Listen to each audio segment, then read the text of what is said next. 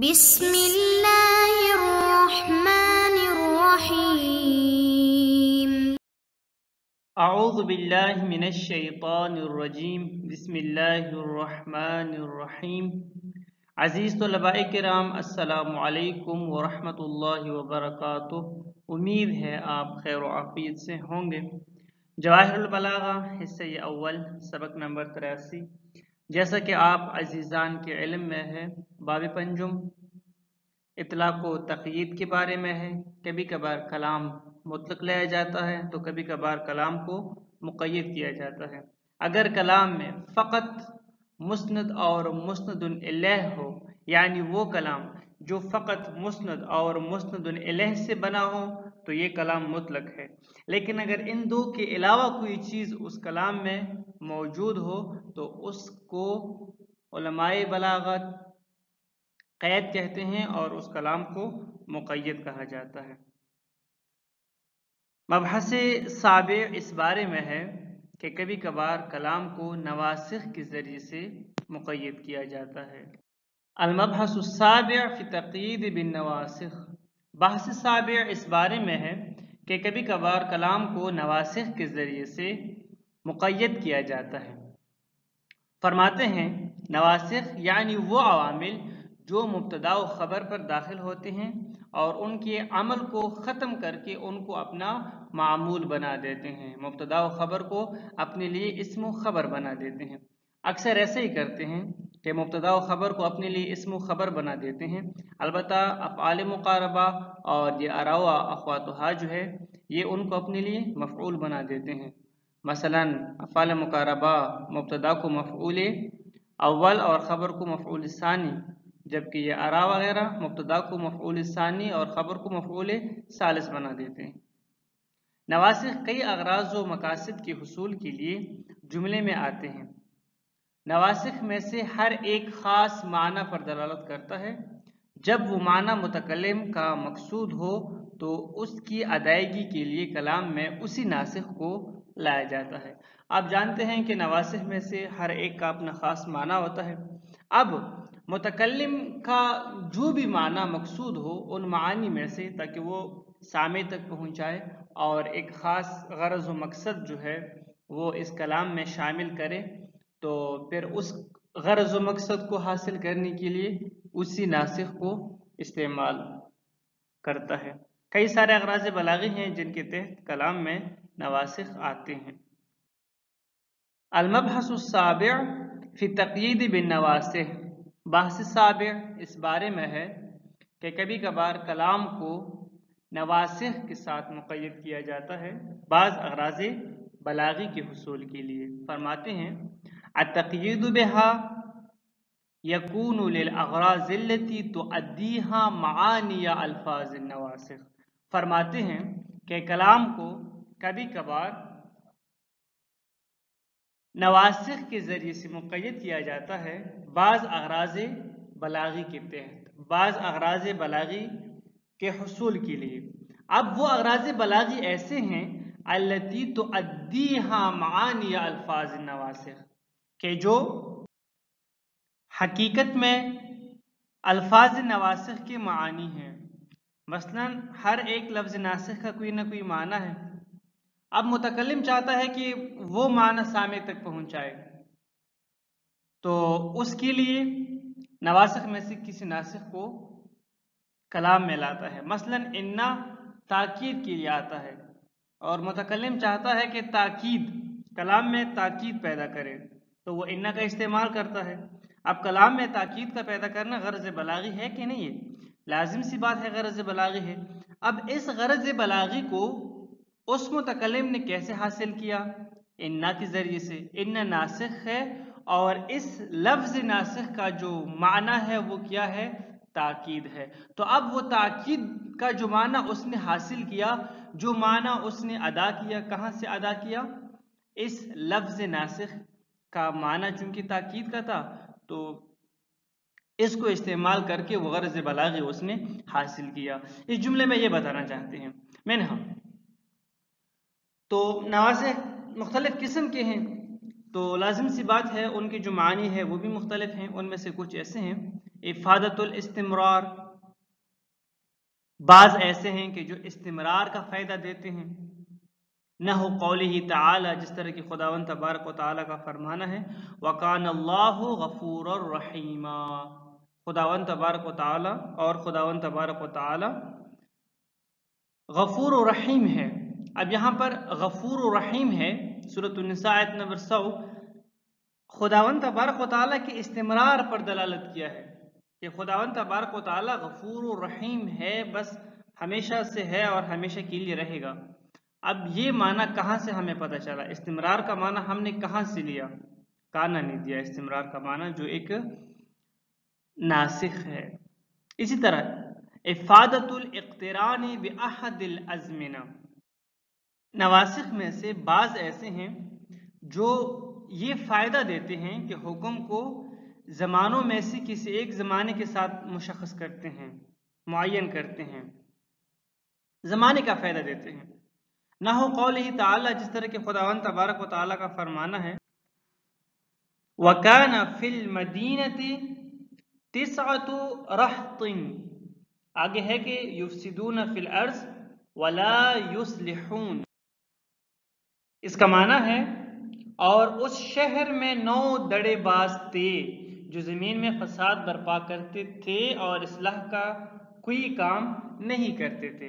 اب یہاں پر جو وکانا ہے، کانا نے زمانے کو تشخیص دی ہے کہ یہ جو بات ہو رہی ہے یہ ماضی کے بارے میں ہو رہی ہے، یہ ماضی میں ایسا ایک واقعہ گزرا ہے۔ یہ حضرت صالح علیہ السلام کے بارے میں ہے کہ اس کے شہر میں ایسے 9 دڑے بستے تھے جو فساد کا 9 دڑے یعنی 9 ایسے گروہ تھے جو فساد کا جڑ تھے۔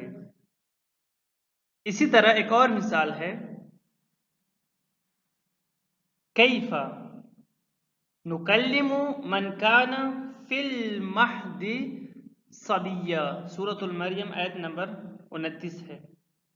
فاشارت الیہ قالوا کیف نکلم من کان فی المہد صبیا، پس مریم نے بچی کی طرف اشارہ کیا، لوگ کہنے لگے ہم اس سے کیسے بات کریں جو بچہ ابھی گہوارے میں ہے۔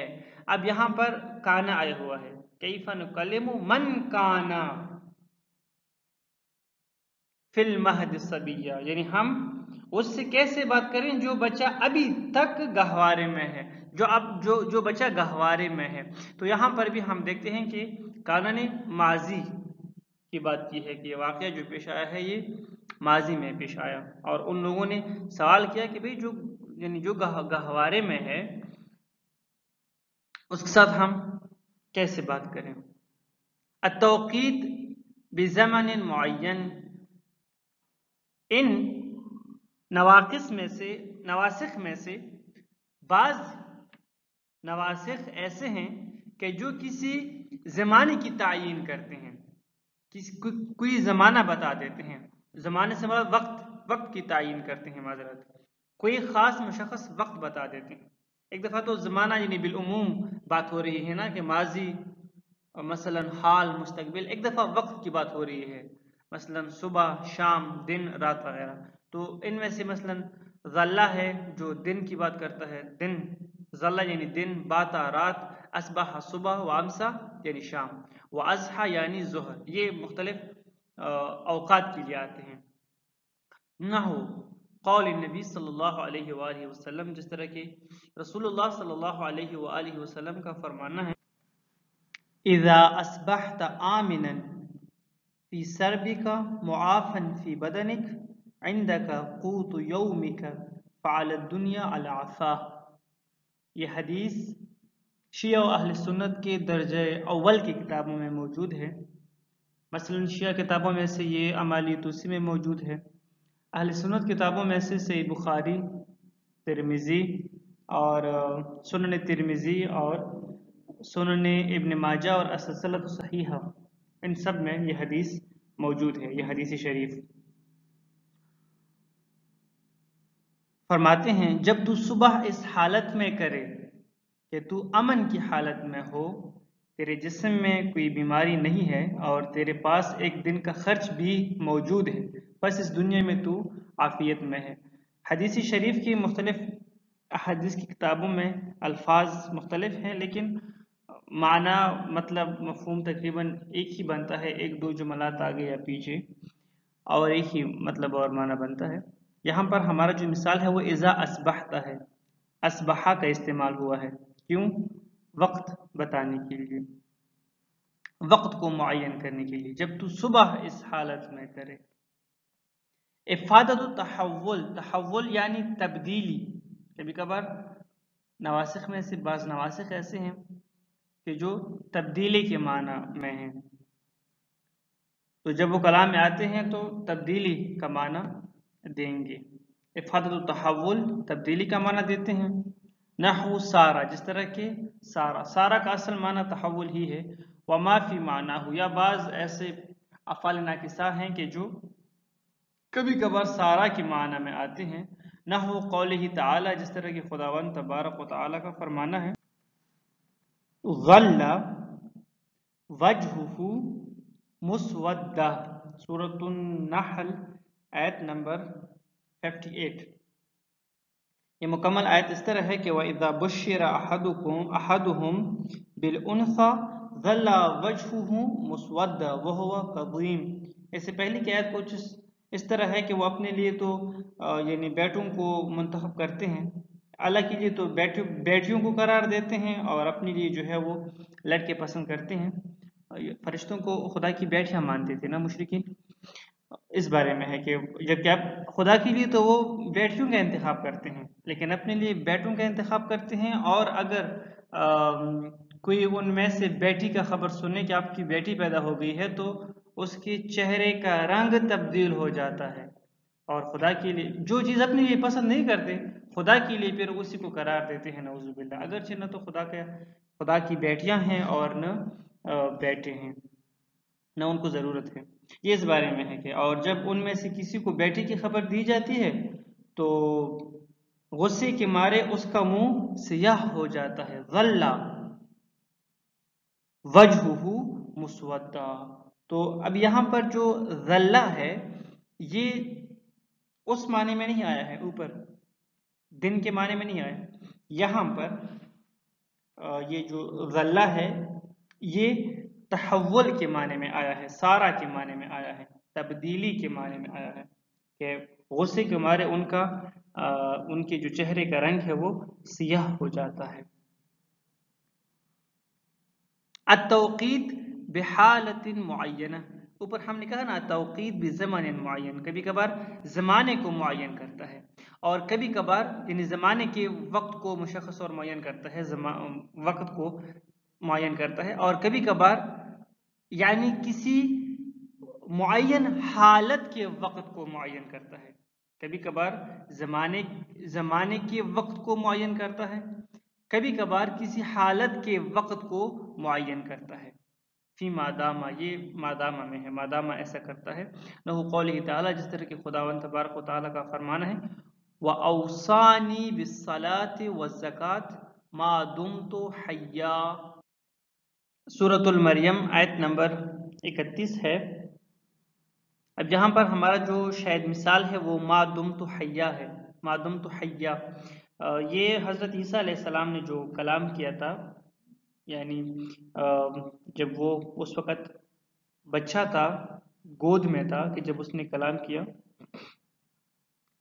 چھوٹا یعنی کئی دن کا بچہ تھا، جب اس نے کلام کیا تو اس نے یہ کہا کہ قال انی عبد اللہ آتانی الکتاب وجعلنی نبیا وجعلنی مبارکا اینما کنت واوصانی بالصلاة والزکاة ما دمت حیا وبرا بوالدتی ولم یجعلنی جبارا شقیا۔ تو حضرت عیسیٰ علیہ السلام نے یہ کلام کیا تھا کہ بچے نے کہا میں اللہ کا بندہ ہوں، اس نے مجھے کتاب دی ہے اور مجھے نبی بنایا ہے، اور میں جہاں بھی رہوں مجھے بابرکت بنایا ہے، اور زندگی بھر نماز اور زکوٰۃ کی پابندی کا حکم دیا ہے، اور اپنی والدہ کے ساتھ بہتر سلوک کرنے والا قرار دیا ہے، اور اس نے مجھے سرکش و شقی نہیں بنایا۔ اب یہاں پر ہم دیکھتے ہیں ما دمت حیا، جب تک میں زندہ ہوں مجھے حکم دیا گیا ہے، کس چیز کی حکم دی گئی ہے؟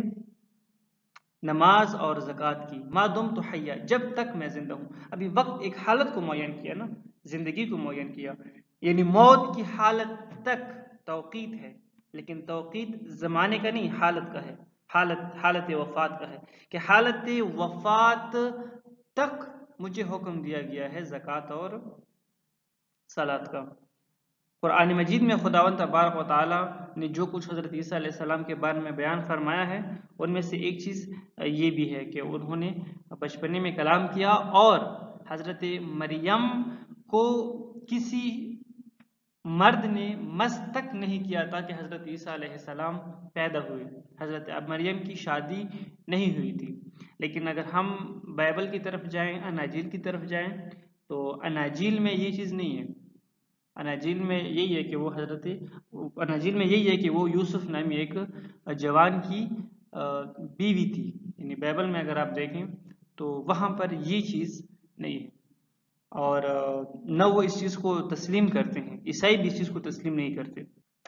لیکن حقیقت یہ ہے کہ عیسائی بھی حضرت عیسیٰ علیہ السلام کی معجزانہ پیدائش کے قائل ہیں. اب تعجب کی بات ہے کہ معجزانہ پیدائش کی بھی قائل ہیں، اور پھر کہتی بھی ہیں کہ حضرت یوسف نامی اس دور کا ایک جوان تھا حضرت داؤد کی نسل سے، اس کے ساتھ مریم کی شادی ہوئی تھی، اور خداوند تبارک و تعالیٰ نے اس ذریعے سے مریم کے پیٹ میں حضرت عیسیٰ علیہ السلام، یعنی حضرت عیسیٰ علیہ السلام جو ایک طریقہ کار ہوتا ہے باہر کے، اس طریقے سے یعنی جو نطفہ تھا یا جو بھی تھا وہ قرار دیا تھا.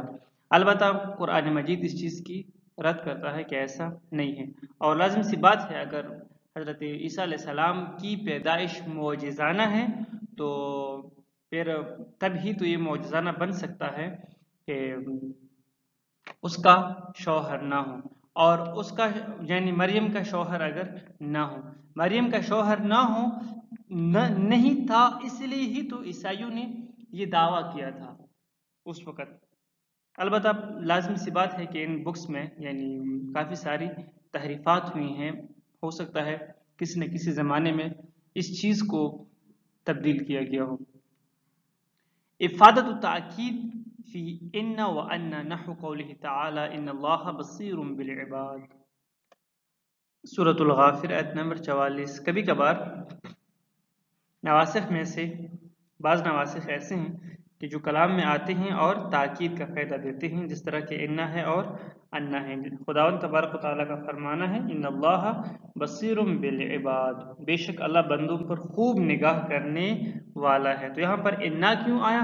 انا تاکید کے لیے آیا. اللہ تعالیٰ نے یہاں پر تاکید کی ہے اس کلام میں. افادت التشبیہ فی کأنہ، اور کبھی کبھار نواسخ میں سے بعض ایسے ہیں جو تشبیہ کا معنی رکھتے ہیں، تشبیہ کا فائدہ دیتے ہیں. جب وہ کلام میں آتے ہیں تو تشبیہ کا معنی سمجھانے کے لیے آتے ہیں، جس طرح کہ کأنہ ہے، اور کأنہ ہی تشبیہ کا یعنی وہ دیتے ہیں، معنی دیتا ہے نواسخ میں سے. اس کے علاوہ کافی تشبیہ جو ہے وہ مجرورات یعنی وہ حروف جارہ میں سے ہے. نحو قولہ تعالی، جس طرح کہ خداوند تبارک و تعالیٰ کا فرمانا ہے کأنہ جمالۃ صفر، کأنہ جمالۃ صفر، گویا وہ زرد رنگ کے اونٹ. یہ جہنم کے بارے میں ہے. اس سے پہلی والے آیت میں ہے کہ انہا ترمی بشرر کالقصر، یقیناً یہ دعا ایسی چنگاریاں اڑائے گا جو محل کے برابر ہیں. ایسی چنگاریاں، جہنم کی چنگاریاں ایسی ہیں جو محل کے برابر ہیں، اور گویا وہ زرد رنگ کی اونٹ ہیں، یعنی وہ جو شعلے ہیں گویا کہ وہ زرد رنگ کے اونٹ ہیں، یا جو وہ چنگاریاں ہیں، شعلے ہیں، جو بھی ہیں ایسے نظر آئیں گے جس طرح کہ وہ زرد رنگ کے اونٹ ہیں. تو یہاں پر کأنہ تشبیہ کے لیے ہے، یعنی ان چنگاریوں کو اور ان شعلوں کو تشبیہ دی ہے زرد اونٹوں کے ساتھ، ایسے نظر آئیں گے گویا کہ وہ زرد اونٹ ہیں. اور بھی ہیں، البتہ وہ انشاءاللہ آنے والے درس میں بعض اور بھی اغراض و مقاصد ہیں وہ نواسخ کے بیان فرمائیں گے انشاءاللہ. والسلام علیکم ورحمۃ اللہ وبرکاتہ.